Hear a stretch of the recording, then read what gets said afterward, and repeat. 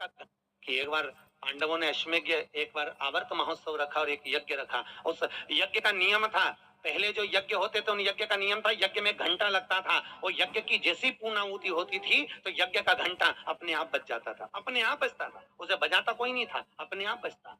आज यज्ञ का घंटा नहीं बजा तो युधिष्ठिर ने पंडितों से पूछा, ब्राह्मणों आपने यज्ञ करवाया पर ये यज्ञ का घंटा नहीं बजा।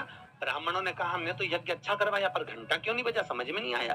तब इतने में ब्राह्मणों में से एक ब्राह्मण यज्ञाचार्य ने कहा, मुझे लगता है यज्ञ दो तरह का होता है, एक यज्ञ जो अग्नि में साकल्य दी जाती है तो अग्नि देवता प्रसन्न होते हैं, और दूसरा यज्ञ वो कि भंडारा किया जाए और लोगों के मुंह में भोजन दिया जाए, वो यज्ञ भी प्रबल होता है। महाराज हमको लगता है यहाँ दोनों यज्ञ हुए, एक यज्ञ आहुतियों का, एक यज्ञ भंडारे का।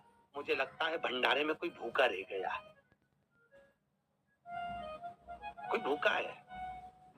अब भूखे व्यक्ति को ढूंढो।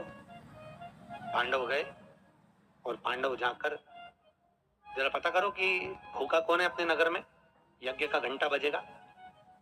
जाकर देखा तो एक कुटिया में एक संत बैठे हुए हैं। बाबा आपने भोजन किया? नहीं। आपने भोजन नहीं किया? नहीं। क्यों नहीं किया? मैं काय को भोजन करूं, भंडारा हो रहा, चलो भोजन करो।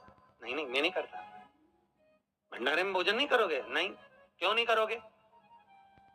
मैं उसके घर में भोजन करता हूं जो मेरे को 108 अश्वमेध यज्ञ का पुण्य देता है।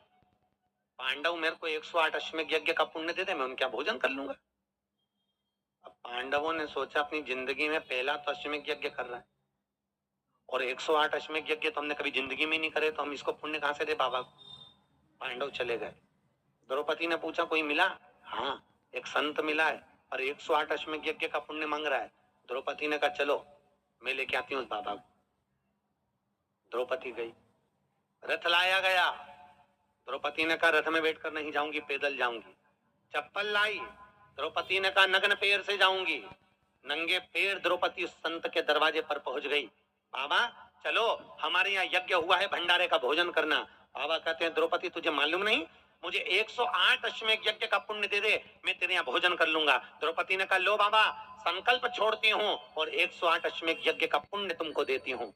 संत ने कहा द्रौपदी तेरे पति ने तो कभी पूरे यज्ञ नहीं करे, तूने कब कर लिए? द्रौपदी बोली बाबा मैंने सुना है मेरे कृष्ण के मुख से, जब कोई व्यक्ति अपने घर से निकलकर किसी संत के दरवाजे पर, किसी कथा के पंडाल में, किसी मंदिर पर, किसी तीर्थ में पैदल पैदल जाता है, जितने कदम चलकर जाता है उतने अश्वमेध यज्ञ वो अपने जीवन के कर लेता है महाराज, उतने अश्वमेध यज्ञ वो अपने जीवन के करता है। और द्रौपदी ने कहा बाबा मैं तुम्हारे दरवाजे पर चलकर आई हूँ, 18,000 कदम मैं चलकर तेरे दरवाजे पर पहुंची हूँ, उसमें से 108 अश्वमेध यज्ञ तुमको देती हूँ।